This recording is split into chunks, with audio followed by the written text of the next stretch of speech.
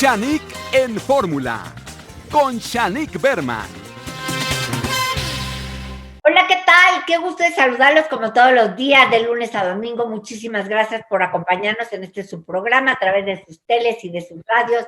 Y hoy me acompaña para conducirlo mi querido Rolando Contreras. Rolis, ¿cómo estás? Hola, hola, feliz, gustoso, mi querida güera. Aquí estamos prestos, puestos y dispuestos. Y bueno, estoy muy contenta porque todos los jueves los veo, estamos juntos en el mismo programa, que es el programa hoy, el más visto de toda América Latina en televisión, que pasa por las estrellas, y ellos son el sociólogo Carlos Arturo Baños y la abogada Lupita Martínez. Gracias por estar hoy conmigo. Gracias a ti, Shanique, por la invitación. Gracias, es un honor, mi querida Shanique. Gracias, mis amores. Y bueno, porque vamos a hablar de este caso desde el punto de vista tanto sociológico como legal, del caso de Niurka y su empleada doméstica. No sé si ustedes recuerden que Niurka públicamente en redes dijo que había despedido a su muchacha después de, creo que 15 años de trabajar con ella, porque como no quiso limpiar la cocina, porque eso le dijo que le tocaba al novio de Niurka, o bueno, que le tocaba a al hermano de Niurka, y que a ella no le tocaba, y que le dijo, ¿sabes qué? Estamos en pandemia, te toca tu cuarentena, te me largas, te voy a aplastar como una cucaracha, y no le dio ni un centavo. Lo único que hizo fue que su hijo Emilio Osorio Marcos, e hijo también de nuestro querido productor Juan Osorio, le pidió un taxi.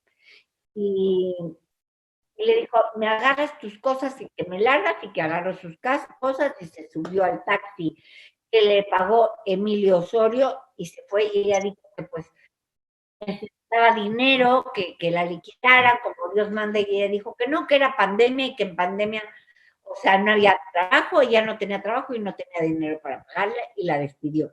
Entonces quería yo preguntarles a ustedes, porque además lo hizo en la tele y en sus redes y en todos los canales de televisión, porque yo tenía una empleada, mi mamá se murió, la empleada se murió, y la hija de la empleada, que no veía a su mamá, vino y me demandó por el dinero que le tocaba a su mamá, y ¿sabes qué? Se lo tuve que dar, porque si no, era un lío terrible. Entonces, a ver, Lupita, primero las damas. Sí. Bien, bueno, pues ya nos saludamos. Un honor estar con ustedes. Muy importante saber que tenemos una ley que todos tenemos que cumplir, pero a veces no la cumplimos porque la ignoramos, no sabemos. De ahí que venga un dicho que dice que la ignorancia de la ley no te exime de cumplimiento. ¿Quiénes son los que tienen derecho a acudir con las autoridades? Pues las personas que se sienten agraviadas en sus derechos y que piensan que pueden tener derechos que pueden hacer valer. En materia de servicio doméstico, todos estamos obligados, todos, a indemnizar a nuestras servidoras domésticas. Cuando las despedimos, pues obviamente tenemos que hacer por escrito, ¿sí?, que queda finiquitado el trabajo, ya no las necesitamos por cualquier razón que nosotros decidamos. Sí, legalmente hay una indemnización. La ley establece que cuando es por tiempo indeterminado, tenemos la obligación de darles 20 días de salario por año, más una indemnización de 3 meses de su salario. Por supuesto que esto no lo sabe mucha gente. Y esto es para todos los casos. Aquí nadie está por encima de la ley. Yo lo digo con mucho respeto para todos aquellos que ventilan sus casos, los hacen públicos. Pero todos estamos obligados a eso. Si yo le pago 2 pesos, pues esos 2 pesos yo la tengo que indemnizar. Bueno, es un decir, ¿de acuerdo? Entonces, sí es importante que se acuda a la Profeder, que es la Procuraduría de la Defensa del Trabajo, en donde ahí, de manera gratuita, la van a asesorar, la van a representar, van a mandar llamar al patrón, sea quien sea, y entonces les van a pedir que se pongan de acuerdo, para pagar. A veces no tenemos dinero líquido. Bueno, pues lamentablemente eso no nos va a justificar del incumplimiento. Sí hay que pagar, podemos llegar a un acuerdo, pero la ley es la que dice qué es lo que tenemos que pagar. Carlos, Así las cosas. Años, ¿qué opinas? Porque todavía en la tele, Niurka dijo, y si trata de molestarme, la voy a aplastar como una cucaracha, lo dijo en la tele. Ingrata, todavía que le dábamos de comer lo mismo que nosotros comíamos. Pero pues, no, la chica que trabajaba ahí dice que le da mucho miedo denunciar, es más, creo que ya se desapareció porque pues le dijeron que le iban a aplastar como una cucaracha, y a lo mejor sí, pues a mí me daría miedo si yo fuera la muchacha de Niurka de denunciar, porque diría, bueno, pues es que ella tiene toda la empresa atrás de ella, o eso pensaría alguien que, digamos, no tiene grandes conocimientos. Sí, bueno, solo quiero complementar lo que excelentemente bien expuso Lupita. También hay que recordar que están obligados los patrones a ingresar a sus trabajadores a la seguridad social, cosa que al parecer tampoco hizo la señora Niurka Marcos. Es decir, todo trabajador el patrón está obligado a ingresarlo a la seguridad social. En este caso sería seguramente el IMSS, el Instituto Mexicano de Seguro Social, para tener servicio médico y también por poder generar todos los derechos que tiene un trabajador en materia de seguridad social. Eso también habría que verlo y habría que empezar a preguntarle a la señora Niurka si dio de alta a su trabajadora, a su empleada doméstica dentro del Seguro Social, y si no, hacerlo del conocimiento del Seguro Social para que impongan las medidas de apremio y de multa que sean menester, y también dentro de la demanda laboral se haga valer esta exigencia por parte de la trabajadora. Ahora, como tú bien lo dijiste, Shanique, hay una amenaza de por medio, y eso también es es una conducta delictiva. En el menos peor de los casos es una falta de justicia cívica que también es sancionable.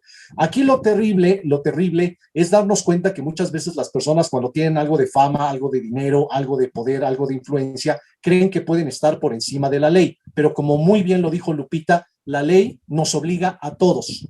Y toda vez que estas actitudes de prepotencia fueron públicas, son hechas públicas, esto también le permitiría a la ex empleada doméstica de Niurka valerse justamente de esto para exigir a la autoridad las medidas precautorias para que ni siquiera se acerque a ella y ni siquiera pueda amenazarla, y todo se lleve a cabo dentro de la jurisdicción laboral, y si llega a ser el caso también de la penal.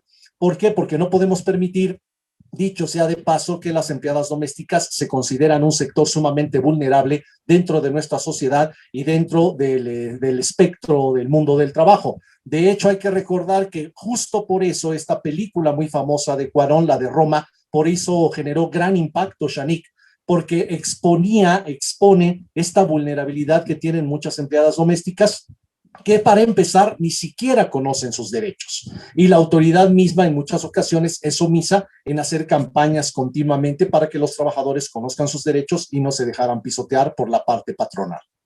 Y que pasan a ser de la familia, ¿no? Prácticamente, porque acuérdense que también hay prácticas de que la empleada doméstica debe de tener su cuartito en la azotea, como bien lo muestra la película, para que ahí viva y para que sea parte de la familia. Sin embargo, no tienes todos los derechos. Pero también brinca uno, licenciado Carlos Arturo, porque Shanique, pues si nos vamos a parte vulnerable de todos los empleos, pues también los periodistas no tenemos seguro, ¿no?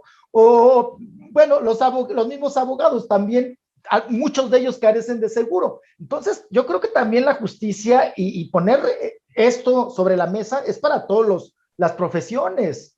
Porque en Estados Unidos, automáticamente, si tú generas $1, tienes que pagar impuestos sobre ese $, pero tienes la seguridad social médica asegurada y para tu retiro. O sea, yo muy difícilmente puedo poner en la seguridad social a alguien cuando a mí nunca me han puesto en la seguridad social, nunca en toda mi vida, y trabajo desde los 19 años. Entonces, ni modo que nada más se me vayan encima a mí. Fíjate, tanto Shanique como lo que dijo Rolando. Estoy hablando de la seguridad social. Estoy hablando de que Niurka le dijo, te voy a aplastar como cucaracha, ingrata, agarra tus tiliches y lárgate porque estamos en cuarentena, agarra tu cuarentena, y todavía que su hijo Emilio le llamó el taxi, le hizo el favor y que era una ingrata porque comía lo mismo que ella. No, pero esas son obligaciones que tiene la parte patronal. O sea, aquí es una cosa muy importante, Shanique, igual como lo dijo Rolando. Cuando es una obligación tuya, no le estás haciendo un favor a un empleado. Eso debe de quedar muy claro. Es lo que te obliga la ley. Y al cumplir con la ley no le estás haciendo el favor a nadie. A lo mejor te lo estás haciendo a ti mismo, porque si incumples la ley, puede ser sancionable por la autoridad correspondiente, que en este caso serán los tribunales laborales. El que correspondiera, seguramente será la Junta Local de Conciliación y Arbitraje. Pero también, como lo dijo excelentemente bien Rolando, el hecho de que no des de alta a tu trabajador, sobre todo cuando ese trabajador es por tiempo indeterminado. Tú mencionaste, Shani, que ya llevaba muchos años esta empleada doméstica con Newta, pues tiene que proceder a pagar todas las cuotas de seguridad social que no pagó con anterioridad, aparte la multa que le tiene que dar el Instituto Mexicano del Seguro Social y además la indemnización a la que muy bien se refirió Lupita, 3 meses de entrada y además 20 días por cada año laborado, perdón. Bueno, pues con este tema en la mesa nos vamos a ir a un corte y ya volvemos con otros temas también igual de importantes, como es que no hay protección a las madres, o sea, hay protección a las mujeres de los hombres, pero no a la madre de su propio hijo. Y nos vamos a un corte y ya volvemos. Bueno, estamos hablando de que además hoy en día más que nunca se ha hecho una puntual determinación en todos los países del mundo defender a la mujer. Me llama mucho la atención que a cualquier mujer la defienden del acoso del jefe, del acoso sexual, siquiera hasta de una insinuación, pero cuando a Merle Uribe su hijo la tiró por las escaleras y ella fue al programa hoy, no sé, ahí estaba Lupita, recuerdo yo, y el abogado de Merle, ella dijo que cuando fueron al juzgado no hay ninguna ley que proteja a la mamá del hijo. A la señora la protegen del patrón, de los señores en la calle, de todo. Pero a la madre del hijo no hay una ley en México que proteja a la madre del hijo. Si el hijo te tira por las escaleras, pues no hay una ley que te proteja. ¿Por qué es eso? Qué barbaridad, Shanique. Me vas a disculpar y perdón, voy a intervenir primero yo. Adelante, Número uno, nunca estuve en ese programa, ¿eh? A mí no me invitaron en esa ocasión. Porque no, soy la primera. Era el abogado de Merle. Sí, no estuve yo presente. Porque definitivamente si se dijo eso, quiero decir que es totalmente falso. Porque la ley, por supuesto que protege a la víctima, sea madre, sea no madre, a todos nos protege, porque entonces sería discriminatorio, ¿me explico? No puede la ley excluirnos y decir, a ti por ser la madre, no voy a sancionar al hijo. Por supuesto que la ley es totalmente imparcial y nunca se va a fijar fue el abogado de Merle cuando regresaron de la procuraduría, que le dijeron, hijo, qué pena, pero es que no se contempla cuando una pena cuando el que lastima a la mujer es el hijo. No, bonita. Bueno, pues déjame te digo, no sé a dónde habrán acudido porque esto no puede ser posible. No puede ser posible porque yo he defendido a muchas mujeres que han sido agredidas por los hijos. Y la ley es clara. Cuando un hijo pues agrede, lesiona al papá, por supuesto que es violencia familiar en agravio del progenitor. Y se pierden derechos a guardia, en este caso si es mayor de edad, se pierden hasta derechos sucesorios y tiene que salir de la casa inmediatamente. Por supuesto que sí pasa. Pero ignoro qué pasó porque yo no puedo afirmar que eso sea cierto. Es totalmente falso, lo digo como abogada y lo digo con respeto a quien afirmó que esto no pasó así. No sé qué habrá pasado, desconozco ese caso, pero créeme que desde mi punto de vista como abogado, yo cuando voy y denuncio y acompaño a las víctimas, inmediatamente se toman medidas de protección y el sujeto sale de la casa y se le apercibe de no acercarse a la víctima. Y por supuesto que se sigue todo el proceso legal que corresponde. Carlos Arturo Baños. Otra vez vuelvo a complementar lo que excelentemente viene expuso Lupita. El Código Penal para el Distrito Federal, quiero suponer que sucedió aquí, y si no en todos los códigos estatales dice lo mismo, está el delito de violencia familiar. Y una especificación clarísima que tiene es que están contempladas todas las violencias de acción o de omisión en la línea consanguínea directa, ascendiente y descendiente. Entonces, en ese sentido, a lo mejor estuvo mal asesorada por el abogado, porque sí está contemplado en el Código Penal para el Distrito Federal. Si mal no recuerdo, es por ahí por el artículo 200, 201, pero claro que está contemplado. Ahorita que dijiste violencia familiar, sí. Digo, uno habla de más. Entonces, ayer que yo tenía la costilla rota y una de mis niñas, de las hijas de mi hija, no me contestó bonito y yo le dije, no, a mí no me contestas así, porque yo sí te cacheteo. Digo, es que así me decían a mí, no me cacheteaban luego, aunque sí me llegaron a pegar, pero me lo decían. Entonces yo lo digo, obviamente no le iba a cachetear. Decirle a alguien que lo vas a cachetear o cachetearlo, ¿es violencia familiar y es cárcel? No. Es violencia familiar, psicoemocional, es una de las partes de la violencia que es la psicoemocional, pero no llega tanto como cárcel, porque además, dicho sea de paso, no lo conseguiste, no lo lograste, no lo actualizaste, no lo llevaste a cabo. De todas maneras, se consideraría un tipo de violencia y habría que evitarla en lo más posible. Como tú bien lo has dicho en otras ocasiones, Shanique, muchas veces los mexicanos tenemos una serie de expresiones lingüísticas ya de mucho tiempo atrás. Te voy a matar. Exacto, y otras más me las vas a pagar, ya verás, etcétera, etcétera. De todas maneras, a ver, Lupita, ¿qué nos ibas a decir? Te voy a dar uno bien bueno. Pues yo me van a disculpar, pero legalmente se llama violencia. Sí, violencia es amenazarte. Las amenazas obviamente son de que te voy a hacer, ¿sí? Es una conducta que tiende a decir, te lo voy a aplicar en determinado tiempo, te voy a golpear, te voy a cachetear. Son amenazas y las amenazas se llama violencia. Claro que sí hay sanciones y las sanciones van de 1 a 6 años de prisión. El juez es el único que puede valorar qué sanción te va a aplicar. No puede aplicarte 9 meses, no, porque la ley dice que es 1 año, la mínima. La máxima, 6 años, de acuerdo a la gravedad del asunto. Además, si se lo estás diciendo a un menor de edad, imagínate nada más lo delicado. Violencia infantil, totalmente prohibido. Nosotros tenemos que reeducarnos y eso es lo que constantemente estamos haciendo en medios. Yo agradezco, pero no vamos a justificar la violencia. Nunca se va a justificar. Bueno, pero entonces, ¿cómo educas a las chamacas?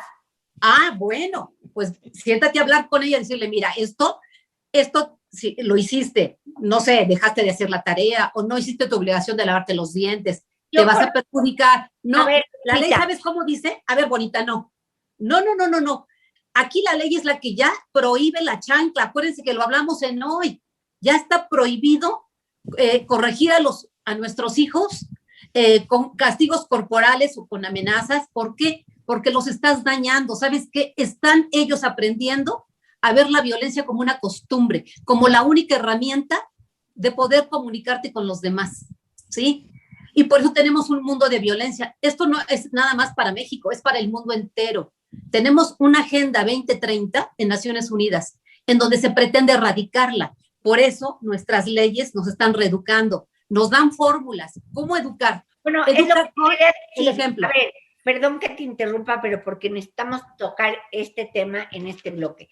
Laura Zapata lleva a una casa de descanso de viejitos donde los señores pagan una fortuna para no estar solos y no caerse solos, porque en esa casa tienen otros amigos, hay un comedor, etcétera, etcétera. Si tú tienes cualquier necesidad especial, tú o tu familiar se tiene que encargar de esa necesidad.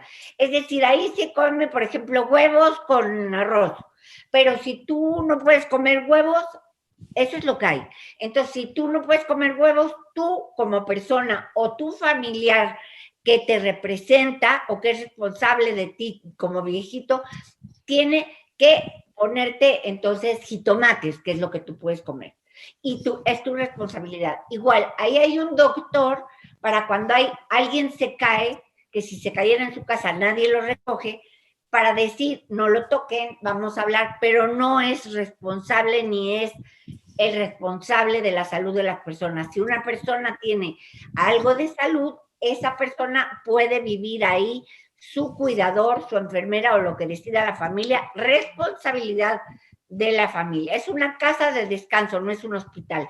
Sin embargo, Laura Zapata sigue amenazando, sigue pidiendo a la fiscalía que cierren el lugar, sigue diciendo, aun cuando ese lugar que era libre de coronavirus, Laura Zapata, al echarles encima a toda la policía, 52 viejitos que nunca se han quejado jamás porque entienden las reglas, los puso en riesgo de coronavirus al meter ahí a cuates que pusieron sensores y no sé qué. Bueno, entonces, ¿a quién se le culpa? Porque ella sigue pidiendo ayuda a la fiscalía y como ella es la famosa, la casa no tiene cómo defenderse. Ahí cuidado, porque inclusive se le puede revertir a Laura Zapata. Ya inclusive algunos de los familiares de los viejitos, de los senectos, de los adultos mayores, familias la denunciaron a ella. Sin embargo, ella sigue pidiendo ayuda a la fiscalía.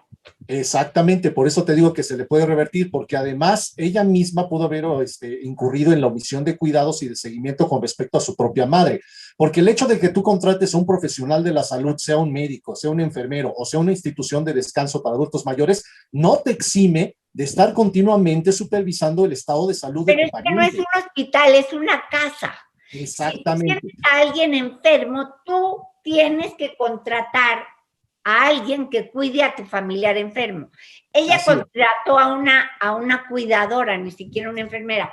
La cuidadora dice que no le daban para pañales y además ella está demandando a la casa de descanso, que es una casa habitación.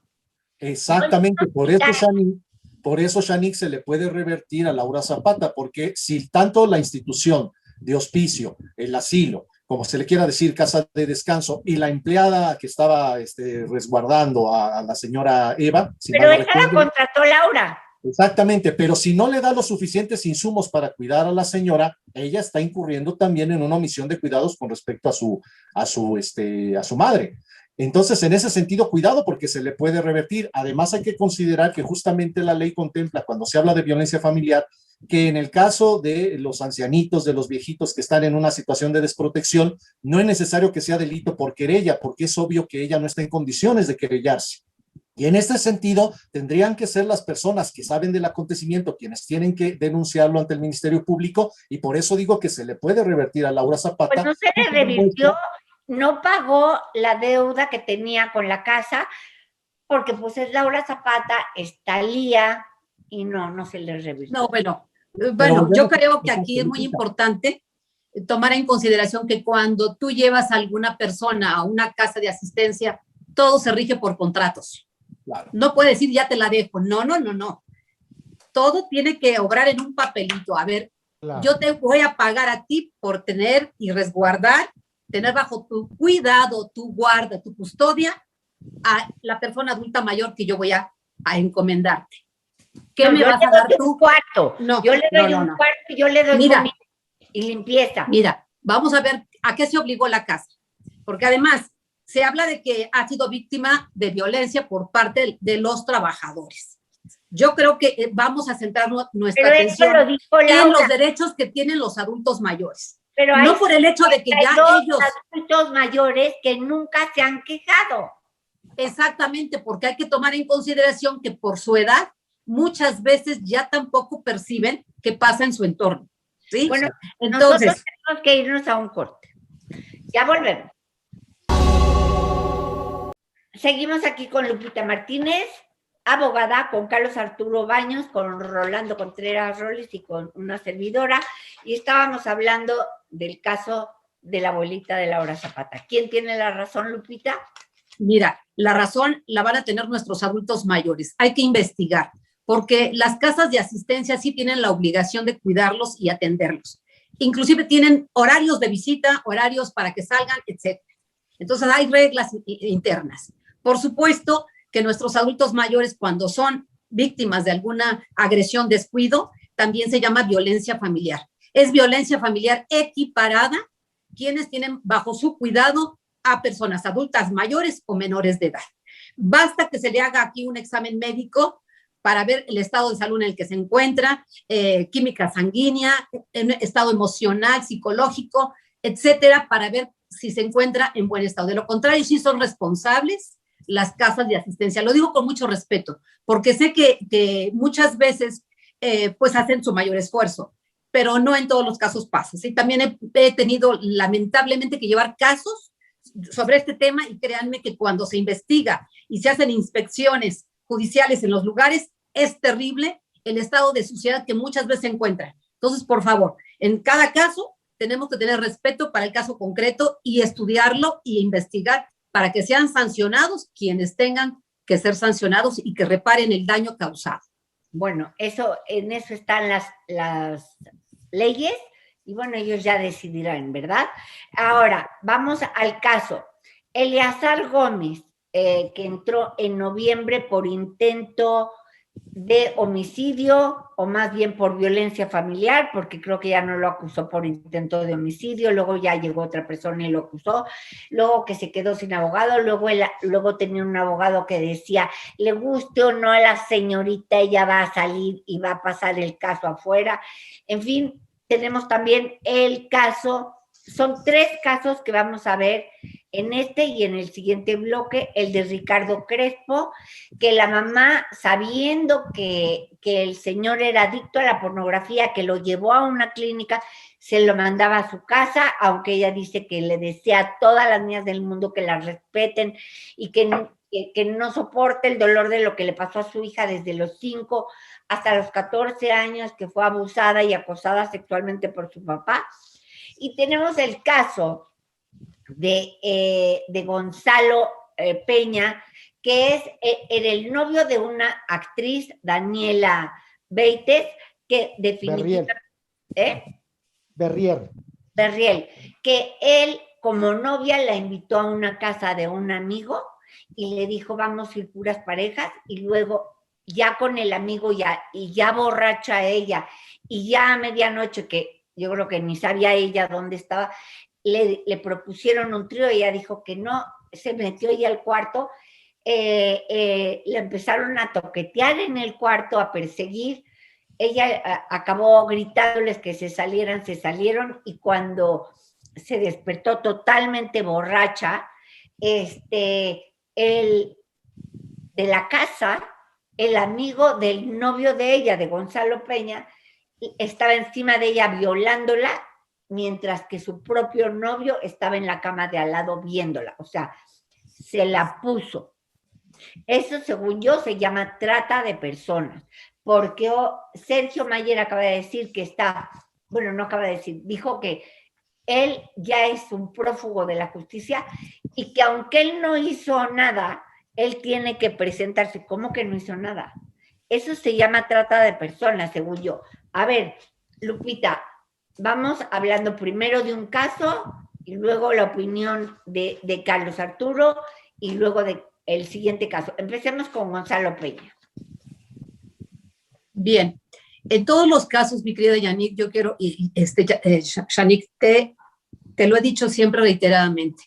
Lo que tú me dices, pues obviamente te lo creo, pero es muy delicado y es mucha responsabilidad que yo pueda acusar a una persona y decirlo públicamente cuando realmente no conocemos la historia legal de los hechos, ¿sí? Entonces, no podemos ya castigar a una persona, acuérdense del principio de presunción, ¿sí? Se presume inocente, presunción de inocencia, no lo podemos culpar, ni tampoco en medios, y está prohibido por la ley, en medios acusar a una persona. Entonces yo no voy a incurrir en decir, sí, lo cometió y fíjate que es esto. No. Dijo Sergio Mayer que él era un prófugo de la justicia. Bueno, él lo dijo. Él podrá decir muchas cosas, pero yo no lo puedo acusar legalmente. Si me dices que él, se le acusa o se presume, hablamos de presunción, ¿sí? Hasta que no haya una sentencia firme, podemos decir que cometió violación. De aprehensión. Se va a investigar. Él está prófugo. Está prófugo, no importa. Hay muchas personas que están prófugas. Okay. Sin embargo, el juicio se tiene que seguir y obviamente todavía no es culpable, hasta que la autoridad diga. Lo que sí es que se está todo esto basando sobre lo que cuenta Daniela Berriel. O sea, realmente todo esto, incluso la orden de aprehensión al chico que prestaba la casa de Acapulco, al supuesto presunto violador. Eduardo Ojeda. Eduardo Ojeda, o al presunto Gonzalo Peña, que presuntamente dice ella que se la puso en bandeja de plata, que es su cómplice por aquello del dicho mexicano de que tanto peca el que mata a la vaca como el que le agarra la pata. Claro. Entonces, todo esto es en presunciones. Aquí, exactamente. Qué bueno que lo aclaras así.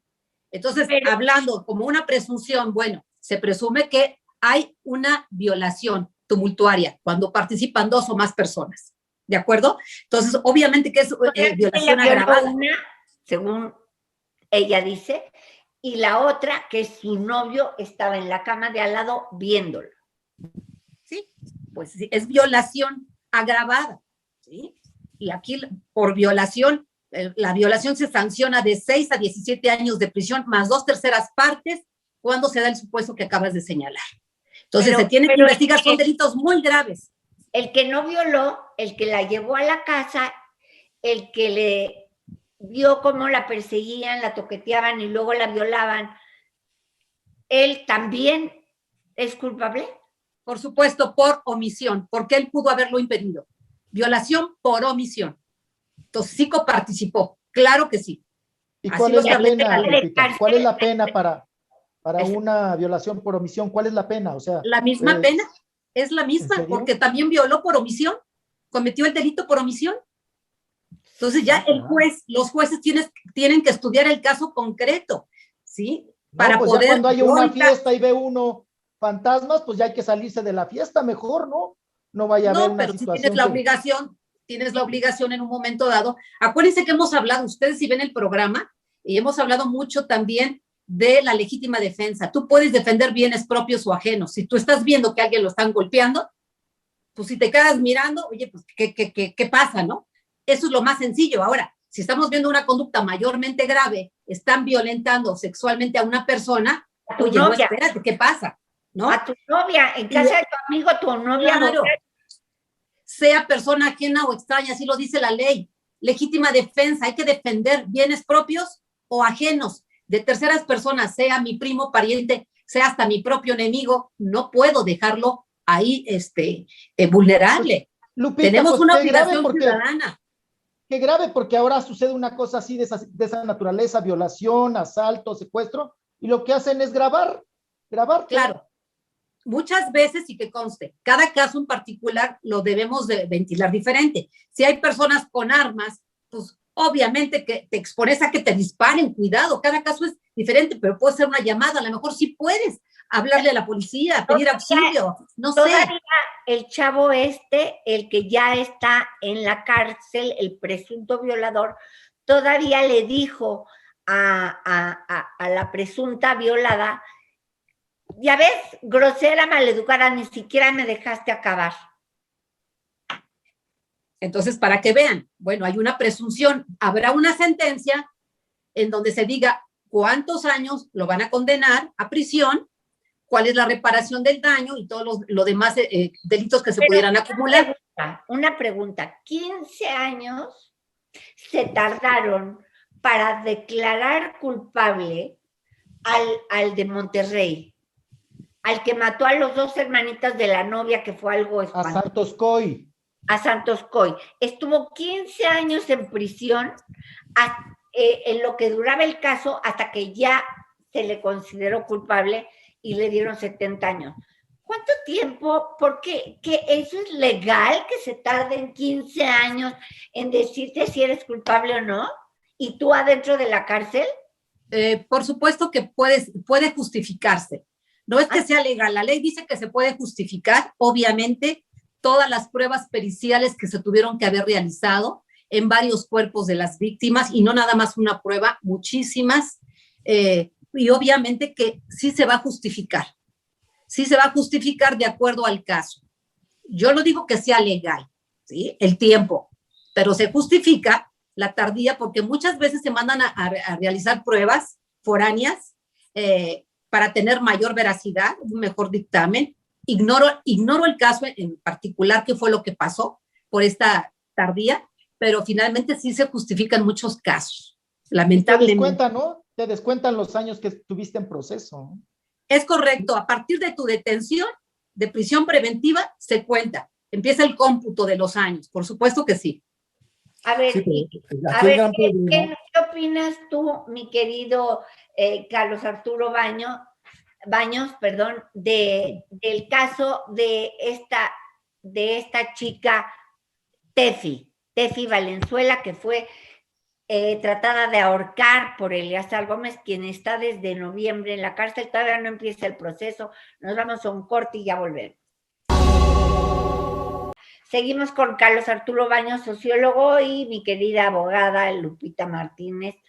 Ambos trabajan en el programa hoy, aparte de tener sus trabajos. Seguimos con Rolis Contreras y una servidora, y nos quedamos en el caso, mi querido Carlos Arturo Baños, de Tefi Valenzuela y Eleazar Gómez.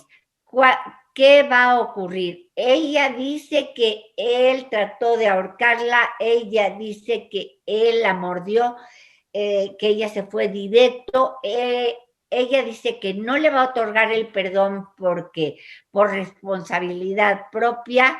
¿Cuál es la salida de este chico? ¿Cuál es la pena? ¿Qué va a pasar? Porque además en la pandemia, con el cuento de los juzgados y que se le va el abogado y que no, ¿qué va a pasar? Mira, en el caso de Eleazar las cosas están un poco más transparentes desde un principio porque lo están procesando por 2 delitos. Uno es el de violencia familiar, que como ya se ha dicho aquí, va de 1 a 6 años de prisión, y además le agregaron el de lesiones, que dependerá del tipo de lesiones que le hayan generado. Si mal no recuerdo, el juez de la causa determinó una investigación complementaria de 3 meses para terminar de desahogar las pruebas. Ya estamos más o menos en fechas. Ya pasaron el doble de 3 meses. Sí, estamos justamente en fechas para ver qué se determina. Pero por supuesto que es el dicho de una persona contra la de otro, pero Eleazar en este sentido lleva un poco la desventaja por las marcas que dejó y también por todos los mensajes que se dieron posteriormente, que han pasado, creo que por una pericial informática. En este sentido, seguramente se le condenará, bueno, no seguramente, es mi pronóstico, que resultará culpable del delito de violencia familiar, al menos de 1 a 3, y quizá puedan en algún momento dado conmutar una pena y además agregarle el asunto de la terapia del manejo de ira, que es muy común cuando se da este asunto de la violencia familiar. ¿Quién va a supervisar que vaya a la terapia? Exactamente, a lo mejor salir con un brazalete, quizá prisión domiciliaria, quizá un tipo de estas penas atenuadas que le llaman hoy en día, la restricción de no acercarse a la exnovia, y obviamente seguir la terapia y obviamente pagar un dinero para reparar el daño. Yo Carlos, creo que pero no sale bajo fianza, ¿verdad? No, ¿Perdón? No hay dinero que alcance, no sale bajo fianza. No, de hecho no salió bajo fianza. Está siguiendo proceso en prisión preventiva justificada, porque aunque violencia familiar en términos estrictos no entra dentro de la prisión preventiva oficiosa que determina el artículo 19 constitucional, sí está justificada, sobre todo también por los antecedentes que tiene.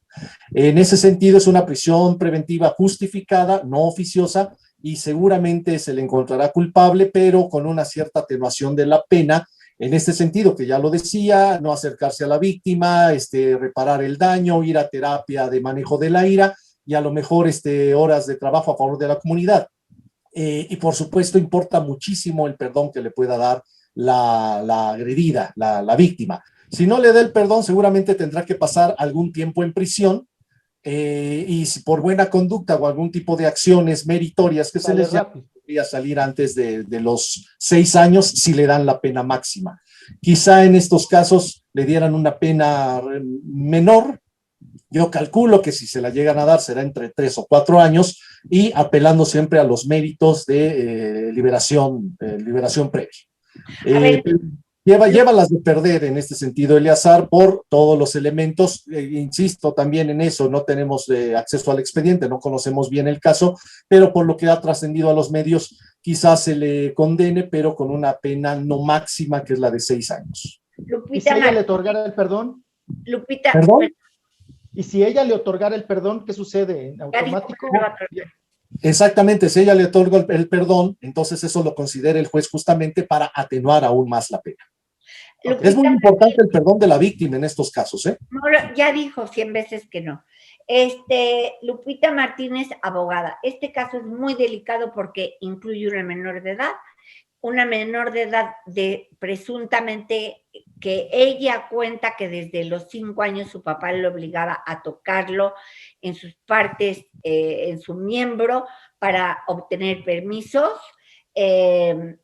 que siempre jugaba a ella a bañarla, al papá y a la mamá, etcétera, etcétera, y hasta violarla sin condón porque le hacía pruebas de embarazo, con lo cual me imagino yo que pensaba hacerla abortar a su propia hija si es que se hubiera quedado en embarazo. Esto es lo que presuntamente cuenta la presunta violada sobre el presunto padre violador. La mamá, que dice que era adicto a la pornografía y que lo mandó a una clínica, divorciada de él, sin embargo, sabiendo eso, la dejaba la niña con el papá. De alguna manera ella dice que ella nunca lo supo, que es terrible, que hijos avísenles a sus mamás créanles a sus hijos, etcétera. Entonces, ¿cuál es la pena para alguien así? Porque de pronto este caso se ha quedado totalmente silenciado. Bueno, pues es terrible que pasen estas cosas, es terrible. Sabemos que lamentablemente la violencia sexual en menores de edad existe. Cuando proviene de un progenitor, pues obviamente es un delito de violación agravada, por supuesto, en donde se pierde la patria potestad, la guardia y custodia. El dicho de la menor, por supuesto que tiene plena validez, y por supuesto que tendrían también que valorarla y practicarse en ella todos los exámenes médicos, ginecológicos, proctológicos, emocionales, psiquiátricos, para avalar el daño tan grave que pasó esto. ¿Para qué sirve esto? Pues obviamente que la ley establece que la violación se va a sancionar de 6 a 17 años de prisión. Por ser agravada, pues se incrementa las 2/3 partes y este sujeto tendrá que ir a prisión, pues máximo son como 25 años, si hacemos una suma de viejito de a tiro. ¿Sí? Entonces, el juez determinará si esto realmente pues sucedió, porque acuérdense que acabamos de decir que tenemos el principio y lo aplicamos, el principio de buena fe. Así son nuestras autoridades, de buena fe reciben denuncias y de buena fe tienen la obligación de investigar hasta las últimas consecuencias. Entonces, esto es muy, muy delicado y lo único que siempre diremos y seguiremos diciendo, que se aplique el rigor de la ley para evitar que siga pasando esto. Si yo como madre sé que mi expareja tiene todas estas conductas que pudieran atentar contra la integridad sexual de mi hija, pues obviamente que de alguna manera estoy incurriendo en un descuido, porque inmediatamente yo tendría que tramitar un juicio, ¿sí?, de cancelar régimen de visitas hasta que no se trate el progenitor y exista una valoración psicológica, psiquiátrica de que el sujeto es apto para tener bajo su cuidado o convivir con mi hijo o hija. El sujeto mantenía la casa. No importa, eso no tiene nada que ver. Está obligado a seguir manteniendo y dar pensión alimenticia. No importa. Pero son cosas totalmente diferentes. Tú sabes que en México les dicen que den pensión alimenticia y hasta Alfredo Adame no le da pensión alimenticia a su mujer porque dice que no tiene trabajo. Bueno, eso es punto y aparte de lo que me estás preguntando. Quien no cumple con pensión alimenticia de manera injustificada, pues tiene que pagar, pero quien justificadamente diga, oye, por el momento no tengo, no te puedo dar, se justifica. Entonces, pero sí existe el compromiso. Hay que vender bienes, hay que pagar, y lo hemos dicho que, bueno, cada caso en particular es diferente, hay que estudiarlo para poder dar una opinión pues más acertada al caso concreto. Bueno, creo que se nos acaba el tiempo, no me fijé cuánto tiempo nos queda, pero lo que sí quiero, nada más para terminar, de todos estos casos que acabamos de hablar, Carlos Arturo Baños y Lupita Martínez, que fueron el del papá contra el hijo, el de la pareja violenta que muerde a la pareja, y el otro, el que le pone, supuestamente le pone a la novia en una situación complicada para la chica, porque está bebida, porque no sabe ni dónde está, porque se siente protegida por su novio, porque es las 3 de la mañana y a dónde te sales en Acapulco, el lugar más peligroso a correr desnuda, o sea, una situación imposible. ¿Cuál de los casos se le aplican más años de cárcel de estos tres casos? Por supuesto que estamos hablando del delito de violación, que es de 6 a 17, como ya se ha mencionado, con las agravantes que puede ser cuando se trata de familias, se trata de menores de edad, de personas con discapacidad, etcétera. Pero aquí lo importante, Shanique, y con esto yo quiero concluir, tratándose de delitos sexuales, sobre todo de delitos tan graves como el de la violación, lo que tiene que hacer el juzgador, lo que tiene que hacer el Ministerio Público, los juzgados y tribunales es, primero, determinar si se dio o no se dio el acto sexual, la agresión sexual. Y segundo, si se trata de mayores, de personas adultas, si ese acto sexual fue consentido o no fue consentido. Esa es siempre la esencia de los delitos sexuales. Primero, saber si ocurrió o no ocurrió, y después, en el caso de los adultos, si ese acto sexual, coito, esa cópula, ese acto de encuentro a través de genitales o sin genitales, se dio de forma voluntaria. ¿Por qué razón? Porque inclusive los criterios de la Corte con respecto a lo que es el acto sexual y lo que es la cópula, no crean que son tan coherentes consigo mismos. Tenemos ahí una serie de complicaciones cuando se trata de valorar si se trató de abuso, si se trató de acoso, si se trató de hostigamiento, si se trató de violación o de cualquier otro delito de índole sexual, pero ciertamente es muy complicado por una razón muy justificada. La mayoría de estos actos, de estos delitos, se lleva a cabo en secrecía. Es decir, no se llevan a cabo en público, son como le llaman, de comisión oculta, y entonces es luego muy difícil demostrar qué fue lo que realmente la palabra de uno contra la palabra del otro. Muchas gracias, Carlos Arturo Baños, sociólogo, Lupita Martínez, abogada, Rolando Contreras, mis Rolis, y sobre todo gracias a ti que nos haces el favor de escucharnos de lunes a domingo. Muchísimas gracias. Gracias a mi productora Pamela Luna, y bueno, pues que Dios nos bendiga a todos, que nos proteja siquiera de que nuestros papás no nos ataquen. Gracias a todos. Gracias. Gracias, un gusto. Hasta mañana. Luego.